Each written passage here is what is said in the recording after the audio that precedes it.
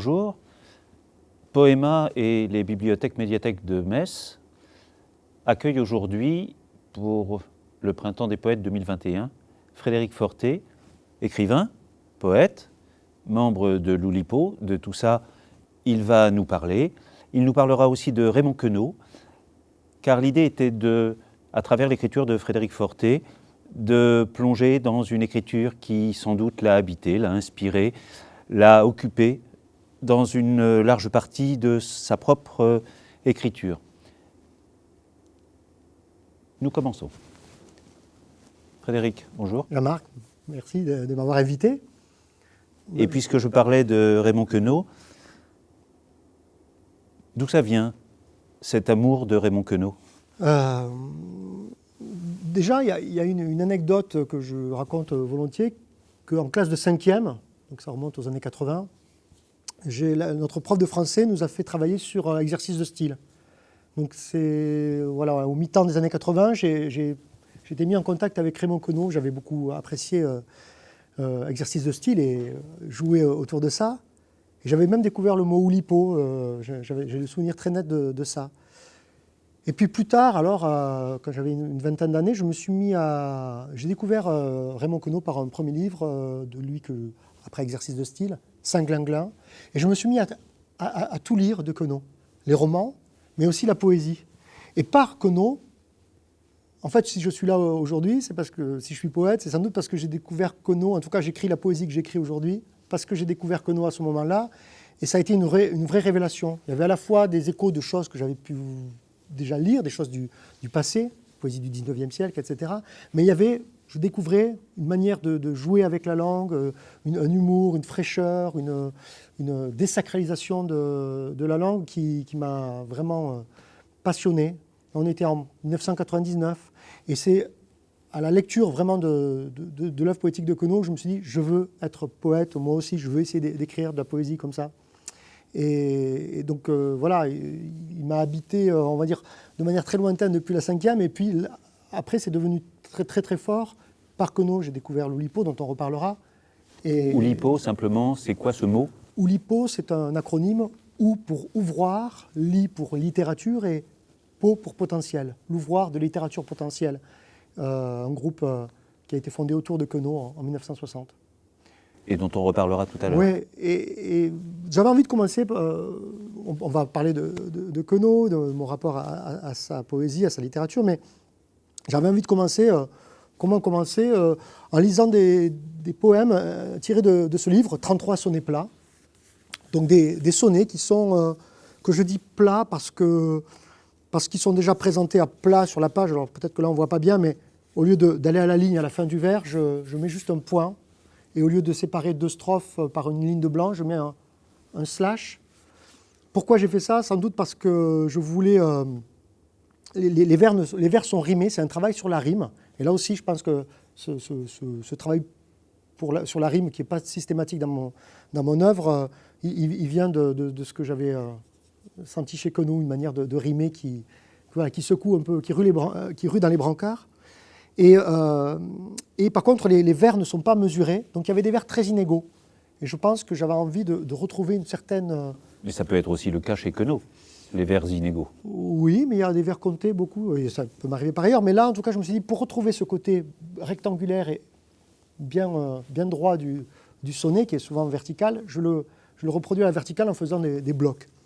Je vais vous en dire quelques-uns. On va commencer par celui-ci. C'est une boîte, ce souvenir, ou faire tapisserie. Certains mangent des pâtisseries. Moi, je voudrais revenir animal. La réincarnation, après tout, elle doit avoir un drôle de goût à dos de cheval. Mais regarder sous les jupes est impossible et les stéréotypes sont insolubles. Alors, je passe de longues vacances dans un tunnel.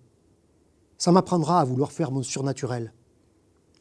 Donc voilà, là on voit que le moteur en fait de ce poème-là et de ceux qui suivent, c'est vraiment le jeu sur la rime. Et trouver des rimes comme ça qui vont détonner, qui vont être, faire rimer tunnel avec surnaturel, et des choses qui sont dans un lexique qu'on n'associe pas toujours à la poésie. Et en même temps, à l'oreille, c'est plus difficile à suivre que le sonnet qui est, lui, métriquement mesuré. Et là, on est obligé de... Oui. d'aller ça grince un petit peu. Ça grince et en plus, on est plutôt dans le non-sens que dans le... Même si on peut toujours décortiquer les poèmes, mais que dans le sens. Un autre exemple, justement, comme ça, qui grince. Voyez une caisse à outils dans ce coin de l'espace. Ce peut être aussi bien une tasse, a cup of tea, ou un poulet rôti échappé de la basse, court et qui casse sous la dent avertie. Après tout, qu'est-ce que c'est qui est joli? Ou qu'est-ce que c'est qui est laid comme objet? Pourquoi là ce lit et ce vide arrangé? Et pourquoi tout couvrir d'un nuage de lait? Bon, je parlais de non-sens, mais il y a quand même, c'est joué justement sur le beau et le laid. Donc voilà, ça joue sur ces choses-là, comme ça, qui sont une manière de dire qu'on peut faire entrer plein de choses en poésie aussi, que la poésie, c'est pas forcément que du beau au sens, je sais pas moi, rimbaldien ou baudelairien, mais ça peut jouer sur des choses, des matières et des lexiques non nobles, même en utilisant des mots anglais. Ça, c'est des choses, je pense, qui viennent vraiment de Queneau, cette manière d'aller dans des registres un petit peu qui jouent sur les écarts. Un autre, par exemple, qui là, explore, voilà, dans ces poèmes-là, j'explore des thèmes aussi. Ne pas oublier la science de poche, l'atomisation, les plaisirs de l'automatisation, fastoche. Ici, c'est une machine qui coche les nouvelles espèces de champignons. Là, un amibe très mignon qui redevient très moche. On observe tous ces phénomènes et peut-être on a peur. On croit que c'est la fin, on pense au bonheur simple des vaches contemplant au passage les trains venus du monde adultérin et l'on se dit qu'il y a un plan. Voilà. Dans ces poèmes, il y a aussi un rapport entre le naïf et le savant, la science et l'absurde, le sens, le non-sens. Puis un autre, un petit dernier. Soldat d'une petite chambre, son instrument, cube dans cube plus grand, de sambre.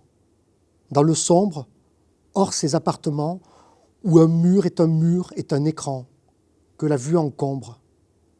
La gamme de ses activités n'a pas été identifiée, et la lumière qui gicle de sa petite fenêtre peut-être est un leurre. Personne ne sait l'heure, ni où, ni dans quel cycle. Alors là, ça c'est un sonnet qui a plus à voir avec l'enfance, les souvenirs, des petits souvenirs du passé. En tout cas, thématiquement, au moins dans les deux derniers, on sent la passerelle avec Queneau. Que ce soit par l'enfance, que ce soit par la science, on est... Oui, tout à fait. C'est des choses qu'on trouve chez Queneau, et on va continuer à en parler, mais qui moi, me font dire qu'on peut faire poésie de tout bois. On peut faire poésie ou feu de tout bois. Et j'ai trouvé ça chez Queneau. Je l'ai découvert ensuite chez d'autres, chez Jacques Roubaud, chez des poètes, Or ou Lipo aussi. Mais pour moi, l'étincelle, justement, puisqu'on parle de feu, ça a été Queneau. Et en préparant un petit peu et en te demandant quels ouvrages de Queneau tu avais envie d'entendre et de faire entendre, tout de suite est venu Chêne et Chien, édité donc chez Gallimard. Et Chêne et Chien, c'est justement un récit d'enfance. C'est un roman en vers régulier, dissymétrique mais régulier. Et on entend une recherche comme ça des origines que l'on retrouve à travers les petits soldats de plomb de ton enfance. Et qui passe aussi par une réflexion sur la forme. Tu parlais de vers dissymétriques mais réguliers, c'est-à-dire en rapport toujours à ce que la langue peut et comment on peut structurer dans la poésie le langage. Et là, il s'agit d'une sorte de roman en deux parties et demie. Il y a un additif à la fin, mais qui est d'abord une sorte de récit d'enfance, puis ensuite une sorte de plongée en psychanalyse pour essayer d'y voir clair. J'en lis le début. D'accord. Je naquis au Havre un 21 février en 1903. Ma mère était mercière et mon père mercier. Ils trépignaient de joie. Inexplicablement, je connus l'injustice et fus mis un matin chez une femme avide et bête, une nourrice, qui me tendit son sein. De cette outre de lait, j'ai de la peine à croire que j'en tirais festin en pressant de ma lèvre une sorte de poire, organe féminin. Et lorsque j'eus atteint cet âge respectable, 25 ou 26 mois, repris par mes parents, je m'assis à leur table, héritier, fils et roi d'un domaine excessif où de très déchus anges, sanglés dans des corsets, et des démons souffreux jetaient dans les vidanges des oiseaux empaillés, où des fleurs de métal, de papier ou de bure poussaient dans les tiroirs en bouquets déjà prêts à orner des galures, spectacle horrible à voir. Mon père débitait des toises de soierie, des tonnes de boutons, des kilos d'extrafort et de rubanerie rangés sur des rayons. Quelques filles l'aidaient dans sa fade besogne en coupant des coupons et grimpaient à l'échelle avec nulle vergogne en montrant leurs jupons. Ma pauvre mère avait une âme musicienne et jouait du piano. On vendait des bibis et de la valencienne au bruit de ses morceaux. Jeanne, Henriette et Vaudy envahissaient la cave, cherchant le pétrolin, sorte de sable huileux avec lequel on lave le sol du magasin. J'aidais à balayer cette matière infecte. On baissait les volets. À cheval sur un banc, je criais « à perpète !» comprendre éternité. Ainsi je grandissais parmi ces demoiselles en reniflant leur sueur, qui, fruit de leur travail, perlaient à leurs aisselles. Je n'eus jamais de sœur. Fils unique, exempleux du déclin de la France, je suçais des bonbons, pendant que mes parents, aux prospères finances, accumulaient des bons de Panama, du 3%, de l'emprunt russe et du crédit foncier, préparant des revers conséquences de l'URSS et du 4 sous papier. Mon cousin plus âgé barbotait dans la caisse avec mon concours, et dans le personnel choisissait ses maîtresses, ce que je sus le jour où, devenu pubère, on m'apprit la morale et les bonnes façons. Je respectais toujours cette loi familiale et connus les boxons. Mais je dois revenir quelque peu en arrière. Je suis toujours enfant, je dessine avec soin de longs chemins de fer et des bateaux dansant sur la vague accentuée ainsi qu'un vol de mouettes autour du sémaphore et des châteaux carrés munis de leurs girouettes, des soldats et des forts, témoins incontestés de mon militarisme. La revanche s'approche, et je n'ai que 5 ans, des bons hommes qu'un prisme sous mes doigts effiloche, que je reconnais, mais que les autres croient être de minces araignées. À l'école, on apprend bâtons, chiffres et lettres, en se curant le nez. C'est magnifique. Tu vois, ce que j'en retiens, c'est aussi la force du concret dans sa poésie. C'est-à-dire qu'il y a bien sûr des images et des métaphores, mais de travailler sur des lexiques comme ça, les matières de la mercerie, les détails. Alors bien sûr, on est dans le récit d'un roman en vers, mais on trouve ça dans sa poésie aussi. Il y a ça, et puis, alors il termine ce passage sur bâtons, chiffres et lettres, qui deviendra le titre d'un essai plus tard, d'un essai qui reprend différents intérêts de Queneau, et ça c'est bien, tout Queneau, c'est ça, son immense curiosité, son encyclopédisme, pour tout donc, qui l'amènera, quand ensuite il deviendra éditeur chez Gallimard, à diriger la collection, l'encyclopédie de la Pléiade, et qui fait de lui aussi, on parle de chiffres, un mathématicien amateur. Il n'a pas fait d'études de mathématiques, mais il a fait des études de philosophie à un moment donné. Mais voilà, cette curiosité pour les mathématiques qu'il menait en amateur éclairé, qui le fera rencontrer des scientifiques, notamment, on y reviendra, François Le Lyonnais, le cofondateur de l'Oulipo, celui qui a eu l'idée de l'Oulipo. Mais ce qui m'a frappé aussi, moi, dans mes années de formation dans la lecture de Queneau, c'est comment il mêle l'intime et l'objectif de la scientificité, voilà, avec légèreté et gravité, mais avec quand même une curiosité, une ouverture comme ça sur les choses. Alors là, voilà, ça pointe déjà dès l'enfance apparemment. Et alors moi, de ce point de vue-là, je suis beaucoup plus modeste que ce que Queneau montre dans son œuvre.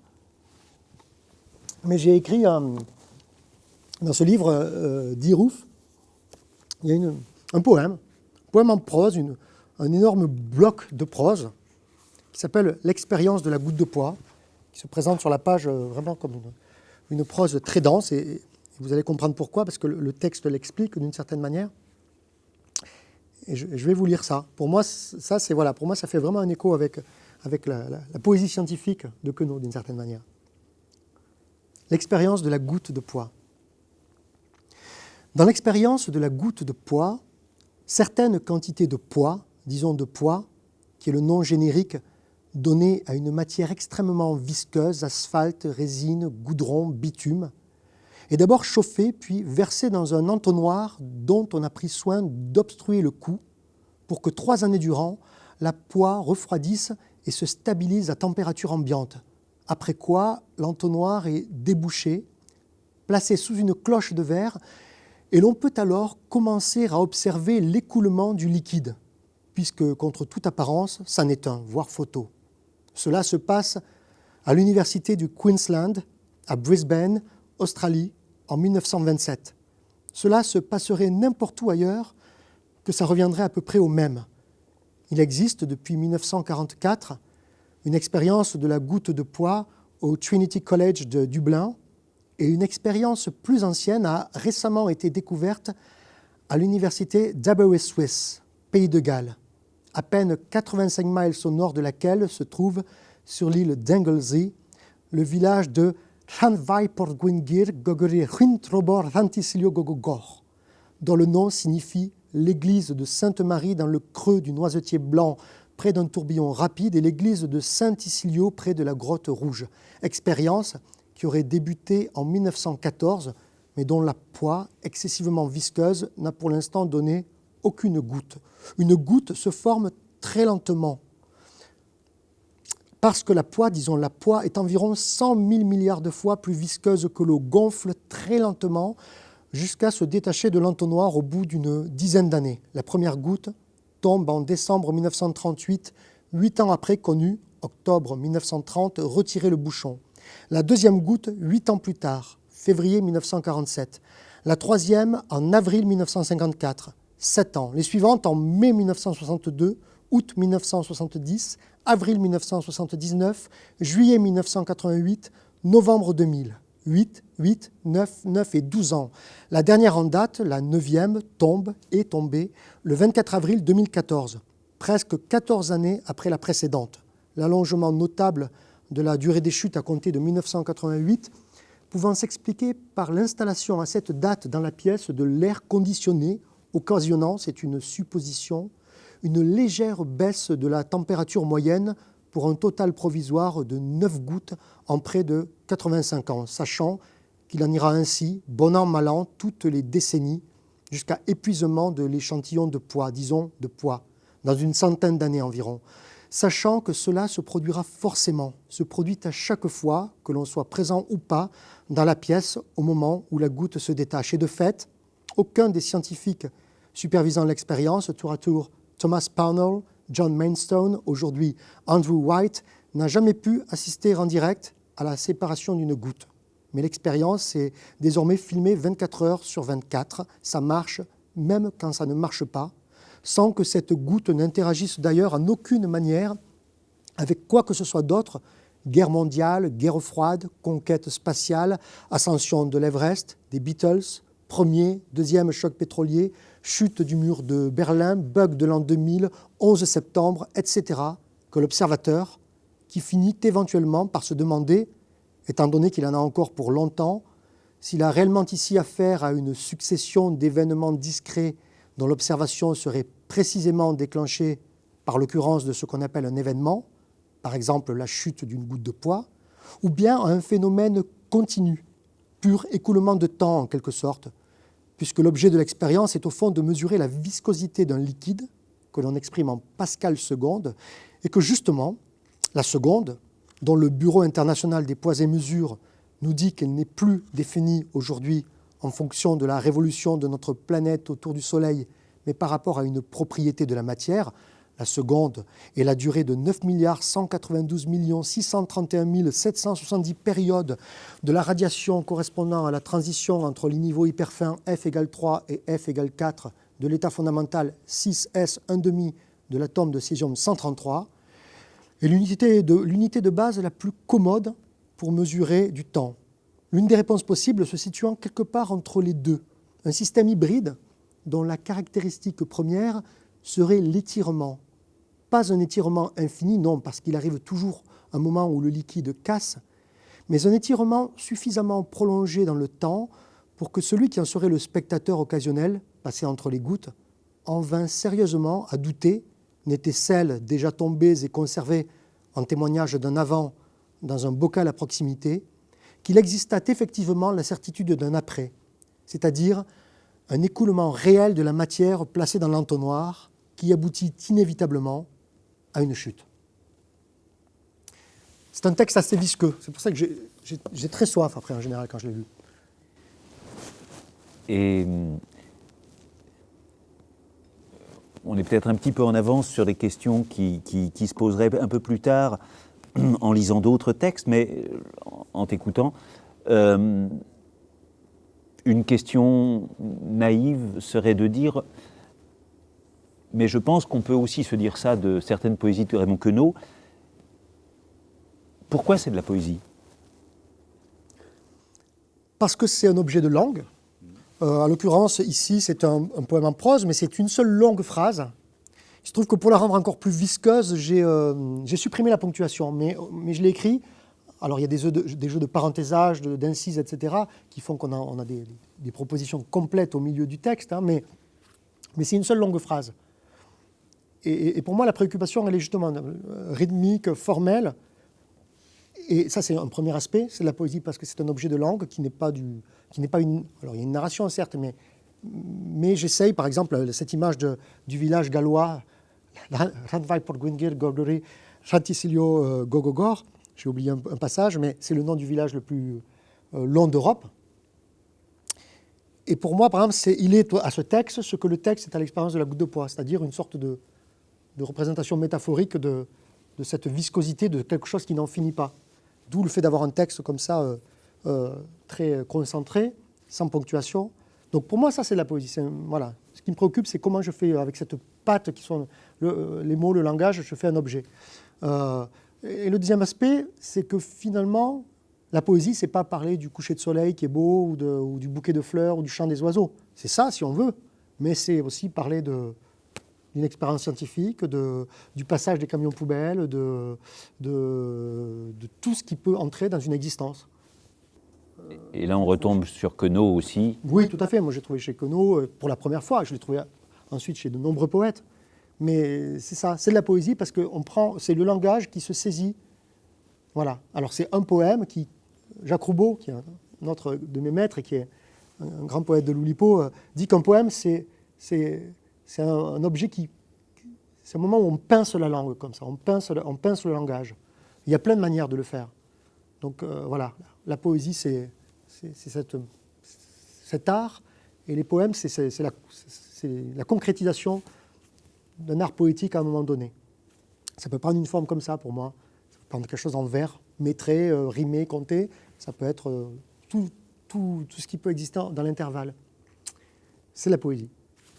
Alors si on revient sur l'aspect scientifique de la chose et du texte sur la goutte de pois, il y a chez Raymond Queneau un texte entier qui s'appelle « Petite cosmogonie portative », qui est édité avec Chêne et Chien. Donc c'est une sorte d'épopée scientifique qui raconte l'histoire de la Terre enfin c'est la Genèse de façon scientifique, et en alexandrin. Et là, Queneau donc consacre tout un ouvrage à un enjeu totalement scientifique. Alors c'est... Oui. Et j'allais te dire, et Queneau, l'encyclopédiste aussi, s'inscrit dans une tradition de la poésie scientifique qui existait au XVIIe, XVIIIe siècle, Pelletier du Mans, des gens comme ça. Voilà, la poésie s'est toujours emparée d'objets divers et pourquoi pas de la science. Et alors, là on va laisser de côté Petite cosmogonie portative, mais il y a un deuxième ouvrage beaucoup plus bref de Queneau qui s'appelle Le chant du styrène, dont peut-être tu peux nous dire l'origine. Donc, comme tu as évoqué Petite cosmogonie portative, avec cette structure faite d'alexandrins, voilà, où il pousse l'alexandrin dans ses retranchements en exagérant voilà, les césures, etc. Quelques temps plus tard, donc Petite cosmogonie portative, c'est 1950, et quelques années plus tard, Alain Resnais, grand cinéaste, reçoit une commande de la firme Péchinet pour raconter, dans un documentaire, la transformation des hydrocarbures, du pétrole, en matière plastique.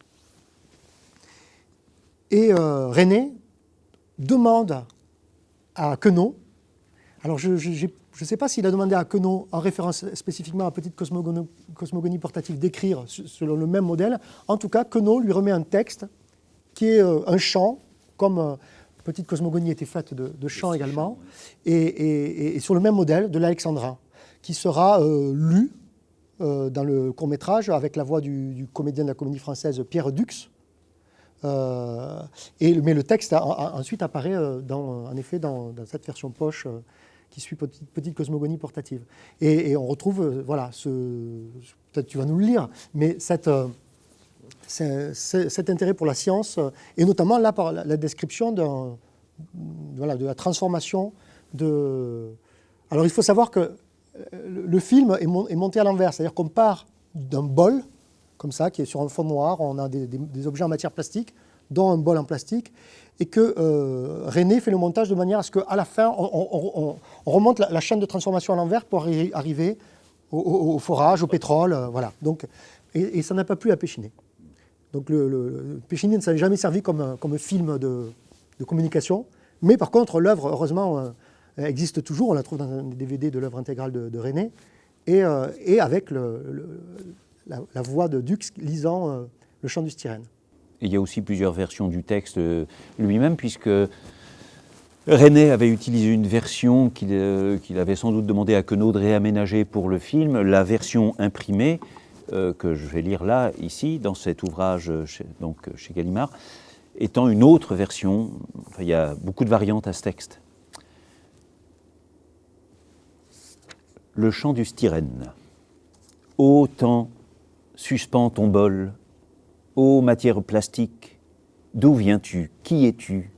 Et qu'est-ce qui explique tes rares qualités? De quoi donc es-tu fait?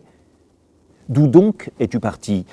Remontons de l'objet à ses aïeux lointains, qu'à l'envers se déroule son histoire exemplaire. En premier lieu, le moule, incluant la matrice. Être mystérieux, il engendre le bol, ou bien tout ce qu'on veut.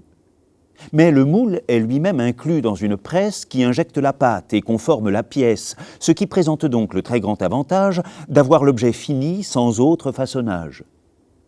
Le moule coûte cher, c'est un inconvénient. On le loue, il est vrai, même à ses concurrents. Le formage sous vide est une autre façon d'obtenir des objets par simple aspiration. À l'étape antérieure, soigneusement rangé, le matériau tiédi est en plaque extrudée. Pour entrer dans la buse, il fallait un piston et le manchon chauffant, ou le chauffant manchon, auquel on fournissait quoi? Le polystyrène, vivace et turbulent, qui se hâte et s'égrène. Et les seins granulés sur le tamis vibrant fourmillaient tout heureux d'un si beau colorant. Avant d'être granules, on avait été joncs. Joncs de toutes couleurs, teintes, nuances, tons. Ces joncs avaient été, suivant une filière, un boudin que sans fin une vie s'agglomère, et ce qui donnait lieu à l'agglutination, des perles colorées de toutes les façons. Et colorées comment? Là devint homogène le pigment qu'on mélange à du polystyrène. Mais avant, il fallut que le produit séchât, et rotativement le produit trébuchât. À peine était-il né, notre polystyrène. Polymère, produit du plus simple styrène.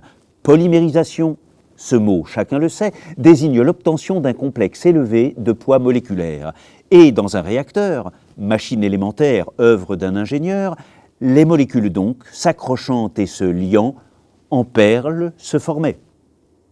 Oui, mais Auparavant, le styrène n'était qu'un liquide incolore, quelque peu explosif, et non pas inodore. Et regardez-le bien, c'est la seule occasion pour vous d'apercevoir ce qui est en question. Le styrène est produit en grande quantité à partir de l'éthylbenzène surchauffé. Le styrène, autrefois, s'extrayait du benjoin provenant du styrax, arbuste indonésien, de tuyau en tuyau. Ainsi, nous remontons, à travers le désert, des canalisations, vers les produits premiers, vers la matière abstraite qui circulait sans fin, effective et secrète. On lave et on distille, et puis on redistille, et ce ne sont pas là exercices de style. L'éthylbenzène peut et doit même éclater si la température atteint certains degrés. Quant à l'éthylbenzène, il provient, c'est limpide, de la combinaison du benzène liquide avec l'éthylène, une simple vapeur. Éthylène et benzène ont pour générateur soit charbon, soit pétrole ou charbon. Pour faire l'un et l'autre sont bons. On pourrait repartir sur ces nouvelles pistes et rechercher pourquoi et l'autre et l'un existent. Le pétrole vient-il de masse de poissons? On ne le sait pas trop. Ni d'où vient le charbon. Le pétrole vient-il du plancton en gésine? Question controversée, obscures origines. Et pétrole et charbon s'en allaient en fumée quand le chimiste vint, qui eut l'heureuse idée de rendre ces nuées solides et d'en faire d'innombrables objets au but utilitaire. En matériaux nouveaux, ces obscurs résidus sont ainsi transformés, il en est d'inconnus qui attendent encore la mutation chimique pour mériter enfin la vente à prix unique. Bravo, c'est assez réjouissant à entendre, ça fait longtemps que je ne l'avais pas lu et entendu. Et en fait, on voit à la fois le sérieux, enfin, l'encyclopédie, voilà, tous les faits sont exacts, et en même temps, il y a un plaisir très ludique à écouter tout ça, l'humour, voilà, la légèreté. L'humour potage presque, autant suspend ton bol. Oui, en plus, voilà, on rentre un peu dans la littérature frontalement, en la désacralisant, mais en même temps avec le plus grand respect d'une certaine manière. Et chez Queneau, on a ça qui aboutit, donc voilà, cet encyclopédisme, il aboutit finalement à la fondation de l'Oulipo en 1960. C'est-à-dire que, donc j'ai parlé de François Le Lyonnais, qui était un grand ami de Queneau, qui a une histoire, un personnage, on pourrait en parler des heures. D'ailleurs, Olivier Salon de l'Oulipo a écrit une très belle biographie de François Le Lyonnais, Le Disparate, que je vous conseille. Et donc, celui qui a l'idée de l'Oulipo, c'est François Le Lyonnais, et qui s'en ouvre à Raymond Queneau au moment d'un colloque qui est fait autour de l'œuvre de Queneau à Cerisy, en 1960. Et autour de Queneau et Le Lyonnais, s'agrège un petit groupe d'écrivains et de mathématiciens qui créent un groupe que dans un premier temps ils appellent le CELITEX, Séminaire de littérature expérimentale, et puis Albert Marie Schmitt, un des membres fondateurs, trouve que bof, c'est pas génial, et il propose ouvroir de littérature potentielle. Ouvroir, c'est un terme du vieux français, qui est un synonyme d'atelier, un lieu où on œuvre, où on fait de l'ouvrage, donc une dimension artisanale, littérature potentielle, les potentialités de la littérature, par l'usage de formes, de contraintes, de choses qui viennent des mathématiques, de structures, où le goût de Queneau et d'autres de ses camarades pour la littérature, la science, les mathématiques se retrouvent mêlés.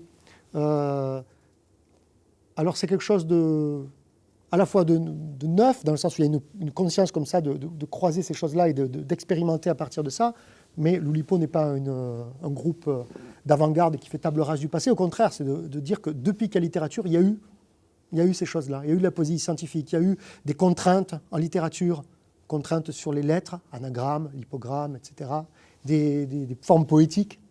Donc toutes ces matières-là, toutes ces formes, ces genres, quel que soit d'ailleurs la poésie, le théâtre, le roman, l'Oulipo va les remettre en jeu. Regardez ce qui s'est fait dans le passé. François Le Lyonnais parle de plagiat par anticipation. Donc on regarde les plagiaires par anticipation. Et puis on essaye Comme par exemple comme par exemple les grands rhétoriqueurs, comme c'est-à-dire les 15e, 16e siècle. Voilà, Jean Molinet et d'autres, comme Rabelais, pourquoi pas, dans certains aspects, comme avant eux, alors des philosophes, des écrivains, on va dire, des savants de l'Antiquité. Marcel Benabou, qui est le secrétaire provisoirement définitif de l'Oulipo, toujours actuel, grand spécialiste de l'Antiquité, romaine notamment, mais nous amène régulièrement des textes écrits par des auteurs d'il y a plusieurs siècles, plus de 20 siècles. Et plus récemment aussi. Et plus récemment, alors, je ne sais pas moi, le Mallarmé dans un certain aspect de son travail, Raymond Roussel au début du XXe siècle, et puis des gens, et alors aussi dans des temps et des continents très lointains, la poésie japonaise, la poésie chinoise, des formes comme ça d'exploration de la poésie traditionnelle, mais aussi des inventeurs très, très uniques. Donc on s'intéresse à tout ça, on s'en inspire et on essaie aussi d'inventer de nouvelles choses, ce qui n'est pas toujours facile. Moi, je suis rentré à l'Oulipo en 2005. On est dans quelques jours, là, puisqu'on est un peu en différé, hein, mais le 18 mars, je fête mes 16 ans à l'Oulipo, par exemple. Et donc le groupe comme ça existe. Et alors,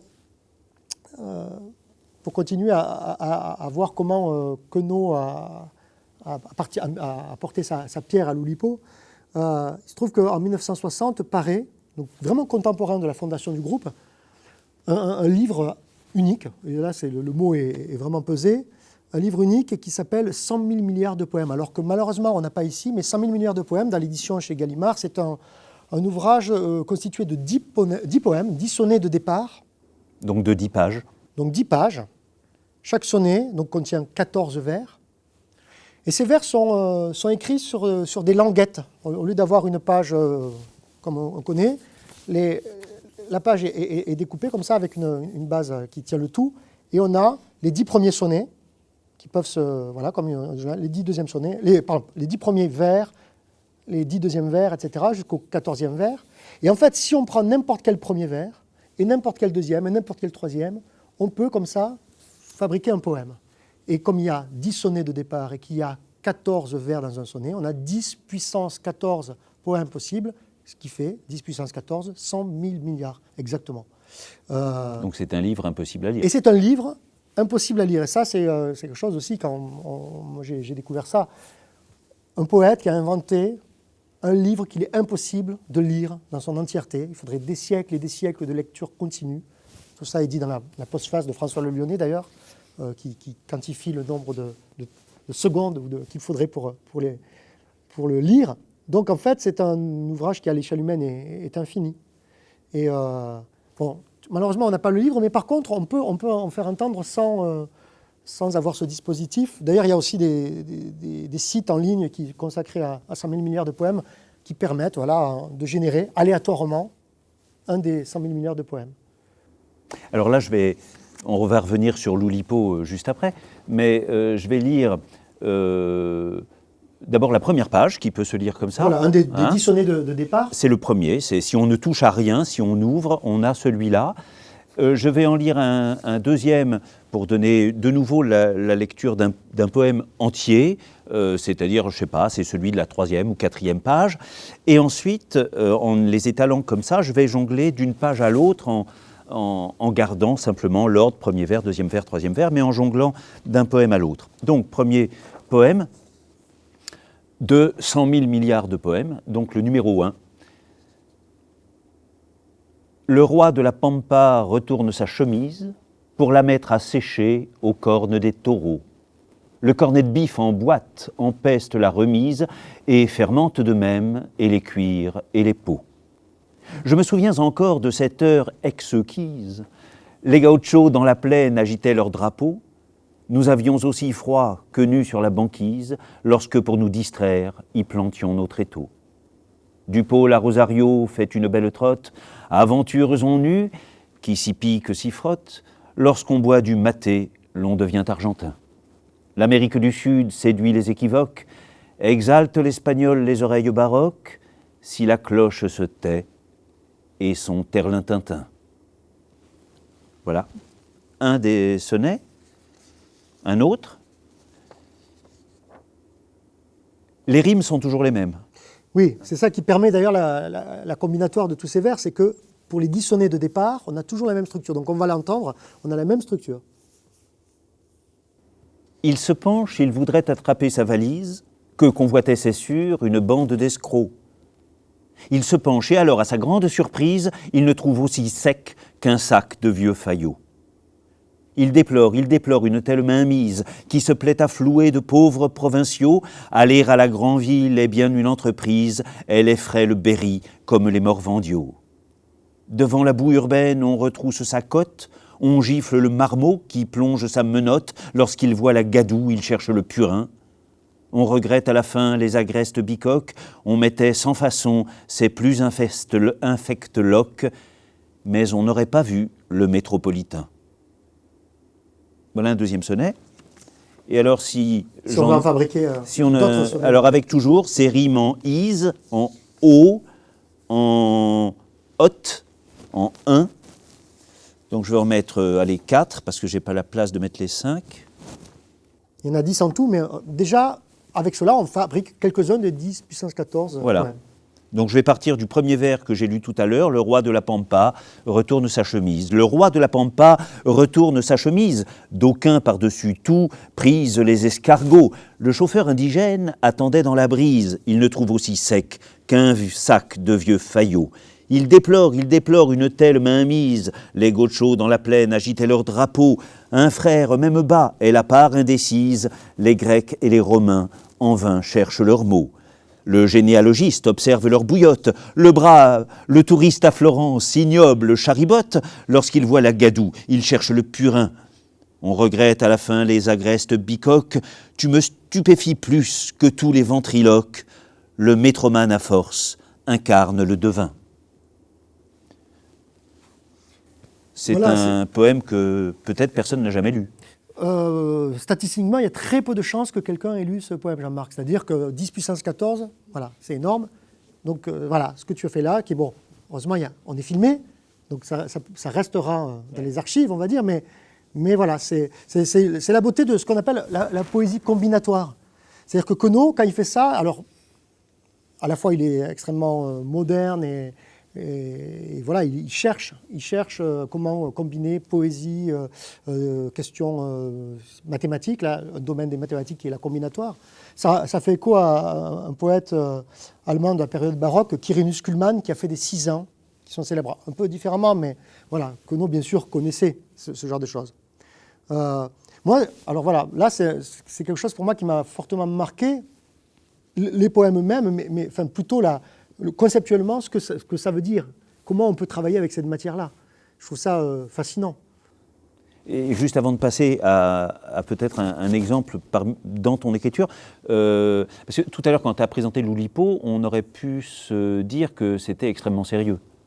C'est extrêmement sérieux. Et c'est extrêmement léger aussi. Les deux ne sont pas incompatibles. Mais l'humour est en plein milieu de toute cette démarche. Oui. Quand on écoute les sonnets de Queneau, on sourit souvent. Oui, alors tu vois, c'est quelque chose qui est, voilà, on peut, mais qui ne va pas forcément, comment dire, on peut faire des expérimentations sans que ce soit drôle, pourquoi pas, enfin tout est possible, mais il se trouve qu'en plus de ce goût pour ce type de recherche oulipienne, pas mal d'oulipiens d'ailleurs ont un goût pour la légèreté, l'humour. Oui. Voilà, mais encore une fois, tout est possible. Et souvent, d'ailleurs, c'est une petite erreur. Les gens se disent « Ah, mais l'Oulipo, c'est des rigolos ». On peut rire, on peut écrire des choses graves. Tout ça fonctionne bien. Alors, quand on se réunit de manière collective une fois par mois à l'Oulipo, puisqu'en plus, on n'a pas la possibilité de quitter le groupe, quand on accepte de faire partie du groupe, c'est à vie. On ne peut ni démissionner, ni être viré. On peut toujours ne plus aller aux réunions, mais en tout cas, on est toujours associé à l'Oulipo. On essaye de passer des bons moments. Donc tu es membre perpétuel de l'Oulipo. Oui. Et le jour où mon enveloppe physique sera au bout, je serai excusé aux réunions pour cause de décès. Mais je serai toujours membre de l'Oulipo tant que l'Oulipo existera, comme tous mes camarades. Et justement, tu vois, on parle de ça. Moi, donc, sans doute que je n'aurais pas écrit ce que je vais vous lire, mais si Queneau n'avait pas fait les 100 000 milliards de poèmes. Mais quand je suis entré à l'Oulipo en 2005, on était invité à faire une exposition par une galeriste, Martina Boukaya, qui a une galerie dans le 3e arrondissement à Paris, et qui nous a invités à écrire quelque chose qui serait montrable dans une exposition.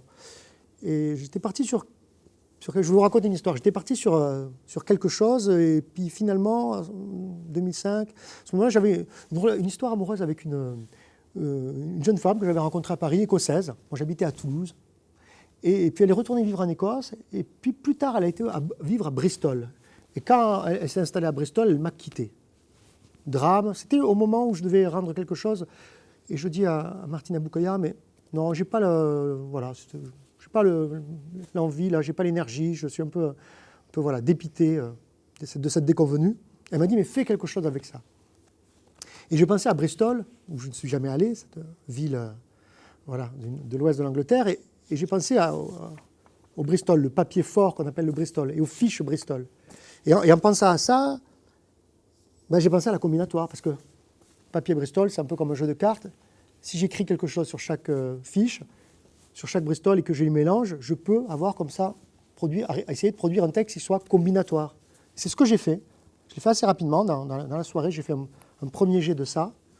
Et ça a donné un poème qui a ensuite été montré dans la galerie. Et je me suis aperçu un peu plus tard qu'il était, ce à quoi je n'avais pas pensé au début, qu'il était très lisible en public. Et donc je vais vous le lire. Alors pour le lire, je suis obligé de me lever. Donc je me lève, et puis je lis ça, et puis on en reparlera après.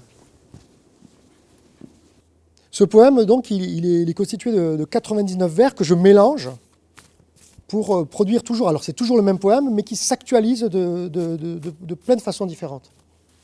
Donc là, je vais vous lire une des factorielles de 99 lectures possibles. Ça fait un nombre très important. Un ami a calculé ça, c'est 7372 fois 10 puissance 154. C'est-à-dire qu'il y a 154 zéros après 7372. Donc voilà, je mélange bien, et puis je le lis.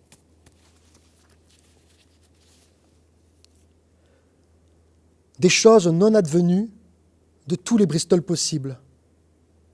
En Bristol, dans la forme d'un Bristol qui n'est pas cet espace, refusant les images, m'achevant parmi les Bristol possibles où tu n'as jamais été. D'autres Bristol, concevoir un Bristol possible, sans lumière, pour pouvoir être, sans finalité aucune.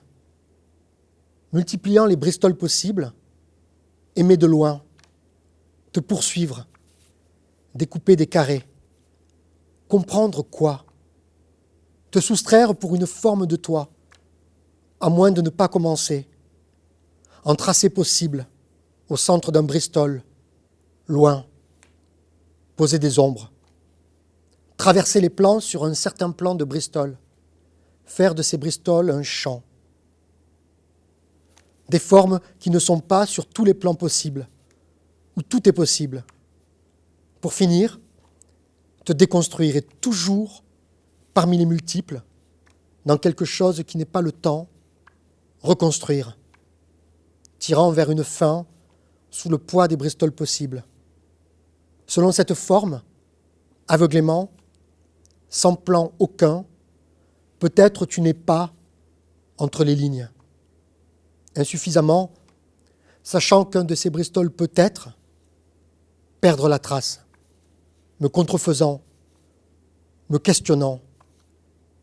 Envisager quoi dans l'abstraction faite de ton poids, concevant d'un Bristol la forme de tout point simultanément, dans l'espace d'un Bristol qui n'est pas cette forme, sans carte, pour toujours, de ta voix, si un Bristol existe, sans plus d'indication, simplement ta absence, lançant des campagnes, des noms futurs possibles dans l'incohérence, t'additionner, hors temps, dans la mienne confusion. De Bristol, que peut-il être, m'aveuglant presque, où tu es peut-être, dans ce blanc-là, où tu n'es sans doute pas, sachant que c'est inutile, sur le papier de toi, même et différente, recommencer, toujours dans le possible, là, faire de ces Bristol un chantier dans cette langue qui n'est pas la tienne, de ces Bristol, exagérément, dans le corps des Bristol possibles, Bristol, me contredisant. En suspens, me perdre, te décalquant pour rien, péniblement, où tu serais peut-être, sur Bristol, observant un Bristol, comme cela, penser qu'une ville n'est pas, pour un Bristol possible.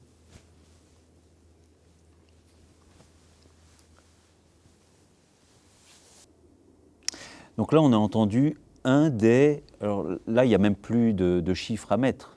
Factoriel de 99, ça s'écrit en mathématiques 99 points d'exclamation. Et c'est beaucoup plus que les 100 000 milliards de poèmes de Queneau, mais c'est beaucoup plus... Bon, tout change de place tout le temps, c'est du vers libre. Il n'y a pas la difficulté qu'a eu Queneau à créer de la syntaxe toujours en respectant la rime, etc. Et l'alexandrin? Et l'alexandrin, moi, c'est un seul poème qui se transforme en permanence, chaque fois qu'on le lit. Et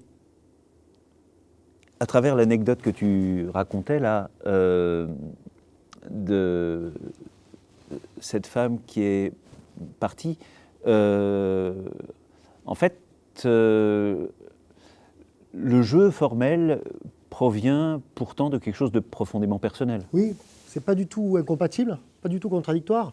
On a tendance à croire quelquefois que parce que c'est oulipien, donc c'est une sorte de jeu de mécano avec les mots et les lettres, il n'y a rien de soi. Mais en fait, pas du tout. Tu lis un sonnet de Baudelaire, un sonnet de Verlaine, de Mallarmé ou de Rimbaud. Ce sont des sonnets, ce sont une machine poétique particulière. Et pourtant, on parle de Baudelaire, on parle du contenu. Donc quelque chose qui est formel peut contenir de l'intime. C'est souvent ce qui fait œuvre. Nous, à l'Oulipo, on différencie souvent l'exercice qu'on produit pour exemplifier une invention, contrainte, forme, structure, et puis ce qui fait une œuvre.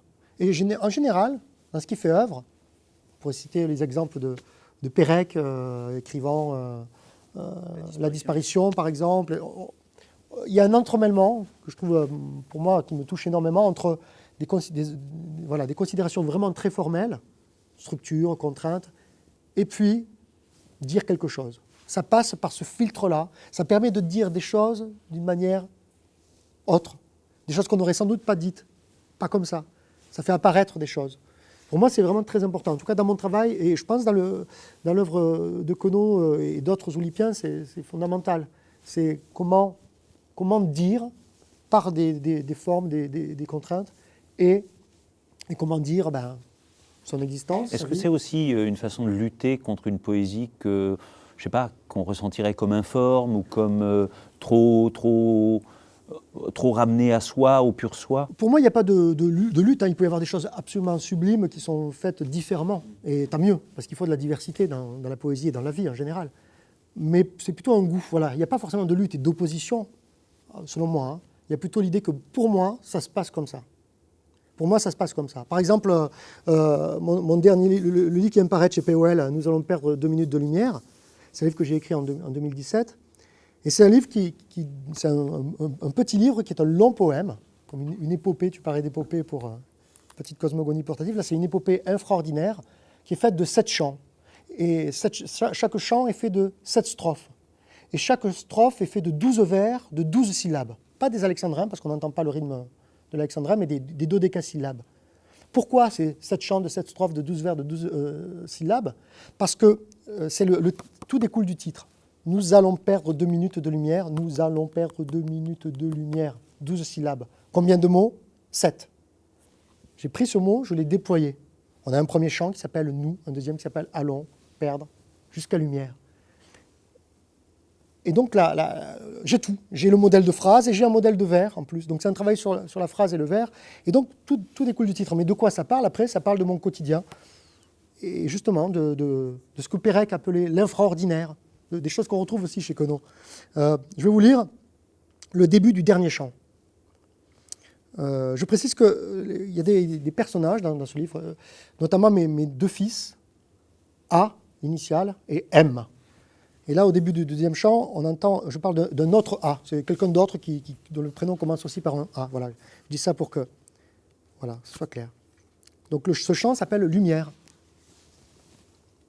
Or, le temps passe. Je ferme les yeux et c'est étrange parce que depuis Berlin, un autre A m'écrit « Ce soir, les étoiles sont en panne de lumière. Un deuil peut-être, et puis Gute Nacht. » Cassini s'est abîmé dans Saturne. On sort pour rien les parapluies. Il pleut et ne pleut pas. En haut de la rue Lamarck, entre les immeubles, se tient le coin de ciel où un jour de septembre 2015, j'ai vu flotter un nuage fantastique. Toi, tu me téléphones dans l'orage. Chacun sa fenêtre, mais le même éclair pour tous les deux. Et plus tard, un violon fait de petites étincelles dans la tête.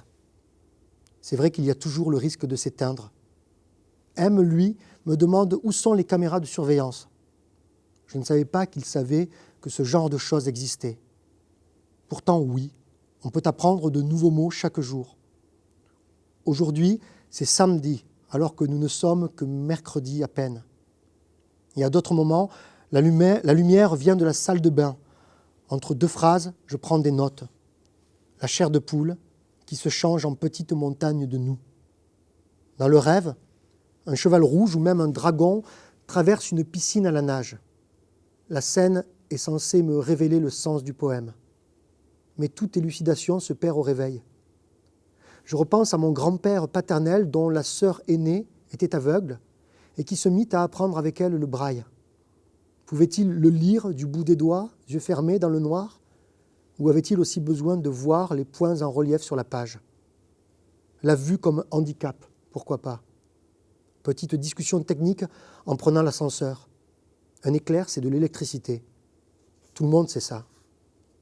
Dans la cour de l'immeuble, j'entends la voix off d'un documentaire animalier qui s'échappe d'une télévision depuis l'un des étages. Les témoins de Jéhovah sont toujours là, sur le trottoir d'en face, essayant de nous revendre en quelque sorte leur lumière artisanale. Je m'entraîne dans la rue à marcher les yeux fermés face au soleil, quand il y en a. Ou lis sur le net que les phosphènes des astronautes dans l'espace sont dus à l'effet Tcherenkov. Mes phosphènes à moi sont dus au LED dans le métro, au manque de sommeil, au tout début de l'automne. Le voyant rouge est allumé, comme s'il n'y avait rien d'autre dans la pièce. La pluie de 2 heures du matin tambourine sur les vitres côté ouest. J'ai du mal à faire exister le poème. Un ensemble de points éphémères agglutinés les uns aux autres. Qu'est-ce que ça aurait pu être de différent? Je me récite Dans l'espace de Queneau, l'un des poèmes que je préfère au monde. On dirait que quelque chose se passe. En fait, il ne se passe rien. Un autobus écrase un chien. Des badauds se délassent. Il va pleuvoir. Tiens. Ça continue. Je vous laisse lire la fin. Il ne reste plus que 2 strophes du livre après. Je précise que je lis les phrases, mais c'est écrit en vers. Donc quand on le voit sur la page, on voit les vers. Mais là, je ne marque pas de pause à la fin des vers pour cette lecture. Alors là, il y a le choc. Queneau rentre dans le poème de Frédéric Fortet. J'étais très fier quand j'ai réussi à faire rentrer le poème. Métriquement, tout rentre. On commence par on, hop, on va à la ligne et puis tout rentre. Et on arrive en fin de strophe. Pour moi, c'était Alléluia. Ouais. Avec l'hommage, bien sûr, mais avec une vraie parenté sur l'infraordinaire, sur la vie de Trois fois rien. Parce que ce poème-là, il est tiré de quoi? Il est tiré de Courir les rues, qui est un des recueils les plus tardifs, fin des années 60 de Queneau. C'est une trilogie. Courir les rues, Battre la campagne, Fendre les flots. À part ça, il a juste écrit ensuite Morale élémentaire, qui est son dernier livre de poésie, en 1975. Mais cela, c'est un cycle de la fin des années 60. Parce que Queneau, on a parlé de l'introspection, on a parlé du regard scientifique, on a parlé de l'être intellectuel, mathématique, on a parlé de tout ça, on a même parlé de son humour. Il y a aussi un homme profondément qui assiste au monde, et avec une certaine mélancolie d'ailleurs, avec de l'humour, mais avec une certaine... Oui, c'est grave et léger à la fois. C'était quelqu'un, je crois, moi j'ai bien sûr pas connu, mais quand on voit des images qui circulent, une gravité, un sérieux, ce qui rend encore plus fort son humour et sa légèreté, mais voilà, les deux sont là en permanence. Et il y a un rapport à la mort. Mais au-delà enfin, voilà, on n'est pas dans quelque chose de sombre, on est quelque chose de, voilà, on existe, le temps s'écoule, on s'écoule avec lui. Moi, je trouve ça magnifique. Tu me racontais tout à l'heure une interview, est-ce qu'elle était télévisée ou radiophonique, je ne sais pas. Une interview télévisée voilà, qu'on trouve en ligne, hein, Duhamel, où il lit un des poèmes, peut-être que tu liras pour finir, et il le lit en costard-cravate avec une gravité incroyable. Et Duhamel lui demande si d'une certaine manière, il souhaiterait disparaître, et Queneau répond oui.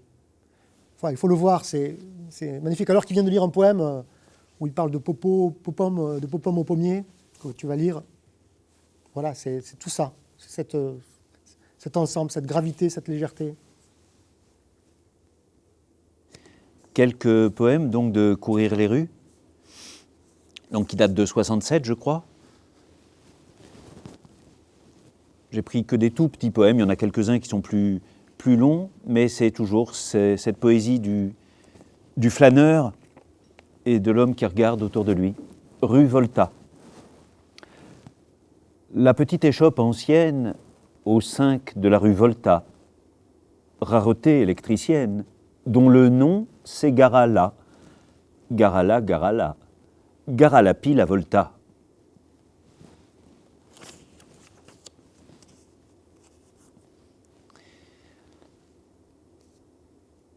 Il faut faire signe au machiniste. La dame attendait l'autobus, le monsieur attendait l'autobus. Passe un chien noir qui boitait. La dame regarde le chien. Le monsieur regarde le chien. Et pendant ce temps-là, l'autobus passa. Le temps qui passe, l'autobus qui passe.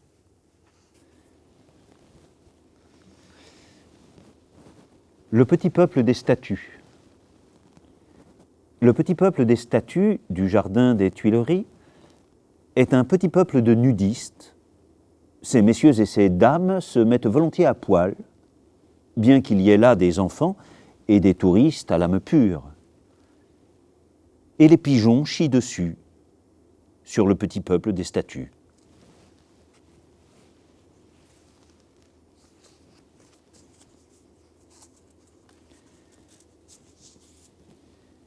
Dites-moi Zou. Zou avec un Z. Où sont les porteurs d'eau? Où sont les petits savoyards? Un jour, on demandera où sont les mécanos, les motards, les chauffards. Ils seront tous partis dans le passé.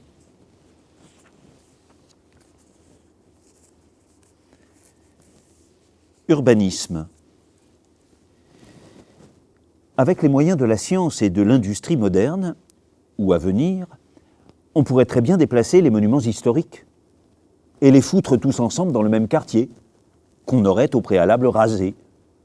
Comme ça, il y aurait côte à côte la Tour Eiffel, le Sacré-Cœur, Saint-Honoré-d'Eylau, la Sainte-Chapelle, le tribunal de commerce, les deux magots, Sainte-Clotilde, l'Opéra, le musée d'Henry, etc. Ce qui éviterait aux touristes de se disperser inconsidérément dans les rues de la ville.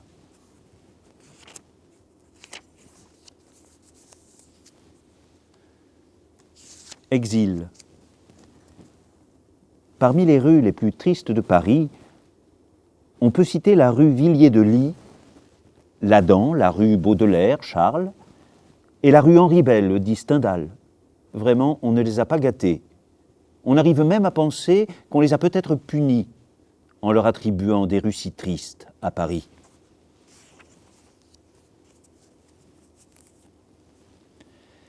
Encore le péril jaune. Dans le bus des Touris, Steuchy, Noiry, avec autant de vulgarité que des Français.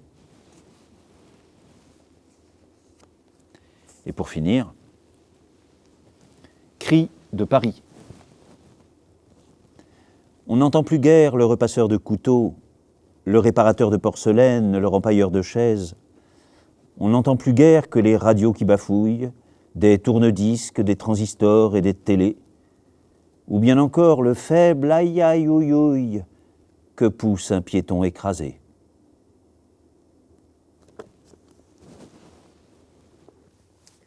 Voilà, que nos observateurs du monde autour de lui et aussi passagers de ce monde. Voilà. Il sait qu'il est de passage dans son œuvre. Voilà, et il sait que son œuvre à lui, son rôle à lui peut-être, c'est d'être un écrivain. Hein, il a fait des romans merveilleux. Et d'être un poète. Et ce qui fait que sa poésie, elle transporte tout ça. Voilà.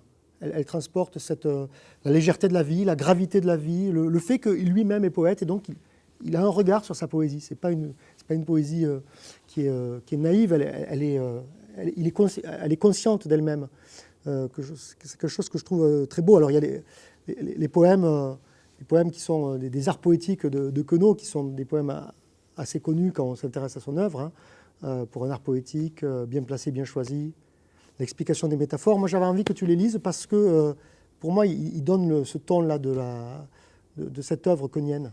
Oui, je vais les lire. Je réfléchissais, après avoir lu ceux de Courir les rues, parce que j'ai vraiment l'impression qu'il y a une sorte de, alors je vais le dire mal d'abord, de sourire obligé, c'est-à-dire, c'est mal dit, parce que en fait j'ai l'impression que le sourire est tout le temps là, mais comme pour lutter contre quelque chose qui est, qui tire vers le bas, et que ce qu'on prend parfois pour je ne sais pas, tu as dit de la naïveté, ou ce qui fait qu'on a beaucoup de poèmes de Queneau pour les enfants, par exemple, parce que ça a l'air léger comme ça. C'était presque une sorte de langage, je ne sais pas si c'est de défense, parce que ça a l'air négatif, mais en tout cas, ça le constituait pour tenir. Enfin, oui, d'une certaine manière. Oui, mais on le remarque aussi dans ses romans. Oui, tout à fait. Il y a une sorte de désespoir, d'interrogation sur l'existence qui est très beau. Je pense que j'ai la chance de côtoyer des gens qui l'ont connu, qui étaient Jacques Roubaud, Paul Fournel, Marcel Benabou, qui, bon, ils vous diront pas que c'était un rigolo, mais c'était quelqu'un qui n'était pas un rigolo, justement. Il avait une vraie interrogation intérieure sur tout ça. Alors, donc pour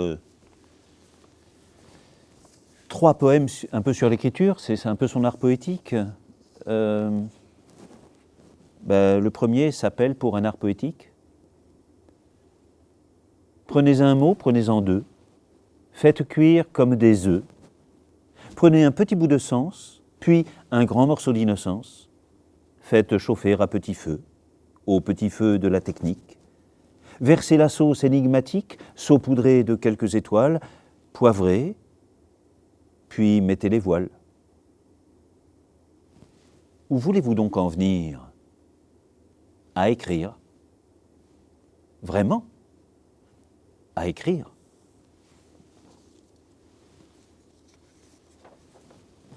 Un second qui s'appelle « Bien placé, bien choisi ». Bien placé, bien choisi, quelques mots font une poésie. Les mots, il suffit qu'on les aime pour écrire un poème. On ne sait pas toujours ce qu'on dit lorsque naît la poésie. Faut ensuite rechercher le thème pour intituler le poème. Mais d'autres fois, on pleure, on rit en écrivant la poésie. Ça a toujours quelque chose d'extrême, un poème.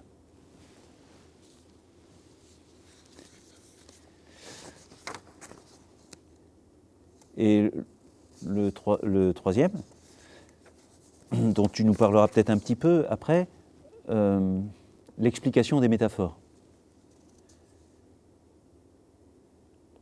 Loin du temps, de l'espace, un homme est égaré, mince comme un cheveu, ample comme l'aurore, les naseaux écumants, les 2 yeux révulsés et les mains en avant pour tâter le décor, d'ailleurs inexistant.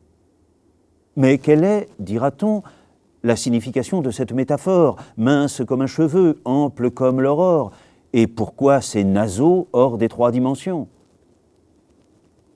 Si je parle du temps, c'est qu'il n'est pas encore. Si je parle d'un lieu, c'est qu'il a disparu. Si je parle d'un homme, il sera bientôt mort. Si je parle du temps, c'est qu'il n'est déjà plus. Si je parle d'espace, un Dieu vient le détruire. Si je parle des ans, c'est pour anéantir. Si j'entends le silence, un Dieu vient y mugir. et ces cris répétés ne peuvent que me nuire. Car ces dieux sont démons, ils rampent dans l'espace, minces comme un cheveu, amples comme l'aurore, les naseaux écumants, la bave sur la face et les mains en avant pour saisir un décor d'ailleurs inexistant. Mais quelle est, dira-t-on, la signification de cette métaphore? Mince comme un cheveu, ample comme l'aurore, et pourquoi cette face hors des trois dimensions? Si je parle des dieux, c'est qu'ils couvrent la mer de leur poids infini, de leur vol immortel. Si je parle des dieux, c'est qu'ils hantent les airs. Si je parle des dieux, c'est qu'ils sont perpétuels. Si je parle des dieux, c'est qu'ils vivent sous terre, insufflant dans le sol leur haleine vivace. Si je parle des dieux, c'est qu'ils couvent le fer, amassent le charbon, distillent le cinabre. Sont-ils dieux ou démons? Ils emplissent le temps, minces comme un cheveu, amples comme l'aurore, l'émail des yeux brisés, les naseaux écumants et les mains en avant pour saisir un décor, d'ailleurs inexistant. Mais quelle est, dira-t-on, la signification de cette métaphore, mince comme un cheveu, ample comme une aurore, et pourquoi ces deux mains hors des trois dimensions? Oui, ce sont des démons. L'un descend, l'autre monte, à chaque nuit son jour, à chaque mont son val. À chaque jour sa nuit, à chaque arbre son ombre, à chaque être son nom, à chaque bien son mal. Oui, ce sont des reflets, images négatives s'agitant à l'instar de l'immobilité, jetant dans le néant leur multitude active et composant un double à toute vérité. Mais ni Dieu ni démon, l'homme s'est égaré, mince comme un cheveu, ample comme l'aurore, les naseaux écumants, les deux yeux révulsés et les mains en avant pour tâter un décor d'ailleurs inexistant, c'est qu'il est égaré. Il n'est pas assez mince, il n'est pas assez ample. Trop de muscles tordus, trop de salive usée. Le calme reviendra lorsqu'il verra le temple de sa forme assurer sa propre éternité.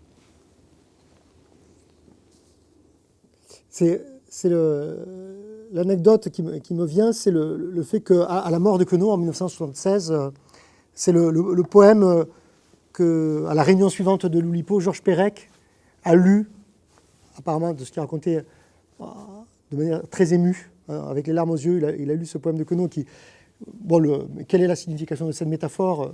Enfin voilà, la mise à distance de quelque chose qui est peut-être un peu malarméen comme ça, avec une sorte de des éléments. Je trouve que ça contient beaucoup de choses de Queneau, et notamment ces poèmes-là que tu viens de lire à la fin. Et moi, j'avais envie de lire, pour terminer, quelque chose, un travail en cours, parce que qui peut faire écho à ça, un temps tout à fait différent, mais une manière de, il y a les choses qui sont publiées, puis les choses qui s'écrivent. Donc c'est un ensemble qui s'appelle Sentiments particuliers, que j'ai écrit il n'y a pas longtemps, une couronne de sonnets qui s'appelle Le Sentiment général. Et ces poèmes-là découlent de ces 14 sonnets que j'ai écrits précédemment. C'est trop compliqué à l'expliquer en quoi, mais voilà. Sentiment particulier. La première séquence, faite de 14 poèmes, très court. Ce n'est pas de l'or que tu réduis en poussière. Tu ne sais pas ce que c'est. Ce pourrait être n'importe quoi, mais disons, c'est maintenant et pas un autre jour. Il fait chaud, tu aimes le son du ventilateur dans l'air lourd, du moment la matière pointillée, rien de plus, l'ajourage des stores, l'instant d'où commencer. Bon, quand un chien aboie, ce n'est presque plus le matin. De nouveau le même en rupture de stock. Un poème n'en découle pas forcément. Il faut qu'il s'y passe quelque chose ou pas. Après tout, toi, tu vas de A à B, de petites additions dont la somme s'efface. Et tant pis pour le reste, la fièvre est dehors. Tout est comme d'habitude. À l'œil nu, la différence est minime ou n'existe pas entre la maison d'hier et celle d'aujourd'hui. Attends un peu, puis reprends. Le petit jeu du temps s'est écoulé depuis les cailloux. Quelqu'un a fait le ménage. Après des journées passées à ne rien faire, tu ne sais plus quoi faire. Ah, et aussi, Le silence fait du bruit, on dirait. Un panneau que personne ne voit. Mais qui sait ce que tu peux entendre ici ou pas? Il fait vraiment un temps à ne plus rien hiérarchiser. C'est soit l'été, soit les priorités. Toi, tu aimerais que l'on stoppe la machine. Voudrait-elle? Et voudrait-il le contrepoids? Faudrait ça. Mais voilà, tu dis, on ne peut pas compter sur la pluie, et chaque fois que tu tombes sur une parole qui te va, tu la mets là. Ce n'est pas compliqué. Ou parfois salé, tu ne sais pas vraiment pourquoi. Il y a toujours des vides à remplir. Quelqu'un, ailleurs, dégage la voie pour que pleuve quelque chose là. Ce que tu as en magasin contre l'invisible, en soi, ce n'est rien d'autre que la lumière au plafond. Ça, plus la nuit opérationnelle. Un truc qui bip au réveil et que tout le monde éteint. Tu appuies sur « on », ça fait beaucoup de bruit, et est-ce qu'il pense à ta place? Parce qu'on sait qu'un accident est vite arrivé, et que fait-on dans ce cas? Ça ne te dit plus rien, les paroles. Les sons, très souvent, tu n'écoutes pas. Quand tout le monde est à l'arrêt, peu importe en fin de compte de savoir qui ou quoi. Comment, depuis le balcon, tu regardes un nuage se faire sans qu'il ait à le décider, ni même à se faire à l'idée de passer. Et comment la tache blanche qui à l'extrémité de l'ongle est posée va finir, mais l'acte est lent, par disparaître. Tout ce qui n'est pas moi, le ciel, le banc, la terre, tu le mets là. Mais tout ce qui est moi, ou plus généralement toi, tu le laisses nuageux. Tu appuies sur « on » et tout le monde entend-il ce que toi tu entends. Il y a des fois où la voix se et d'autres où bon. Impossible de te faire un dessin. L'air en gros sac et mal animé. Tu fais une pause dans de la musique, trop introspective, flèche et qui se fiche de ce qui se joue. Bien sûr, tu as des doutes sur la nature des, la suite à donner aux choses prises dans cette chaîne de cause à effet. C'est vu du ciel, mais depuis un fauteuil au salon, ça reviendrait au même. Et puis l'air, la lumière, on sait bien comment c'est fait dans le fond. Les jours se ressemblent, on en prend toujours un pour un autre. Ce à quoi tu penses, c'est considérer les coutures toutes et les autres choses pour des nuits égales. Merci. On n'a pas prévu de conclusion dans notre petit échange. Peut-être une petite question pour clore, ou sans doute pas pour conclure. Pourquoi c'est la poésie que tu as choisie à un moment donné? Je vais essayer de répondre de manière très courte. Parce que je crois que j'avais envie d'être artiste, disons ça comme ça. J'ai fait de la musique, je m'intéressais à différentes choses, je lisais. Et tout d'un coup, j'ai découvert, grâce à Queneau, vraiment, c'était un choc, bien sûr, j'avais lu des choses avant, j'ai découvert quelque chose qu'on pouvait utiliser le langage pour faire autre chose que raconter des histoires. Bien sûr, j'aime les romans, etc. Mais qu'on pouvait comme ça fabriquer des objets, comme ce verre, qu'on peut boire son contenu, mais on peut le regarder comme ça, ou comme ça, ou comme ça, ou comme ça. Et le poème, pour moi, c'est quelque chose qui a une infinité de facettes, qui se tourne dans la main presque. Et là, je sentais que je pouvais faire quelque chose avec ça. Je pouvais fabriquer des objets aussi inutiles, aussi mystérieux quelquefois qu'un poème. Et que, en tout cas, moi, ça m'apportait beaucoup de satisfaction. Et j'espère que ça apporte à tous les gens qui aiment lire de la poésie. Merci Frédéric Fortet. Merci aux bibliothèques médiathèques de Metz de nous avoir recueillis. Au revoir.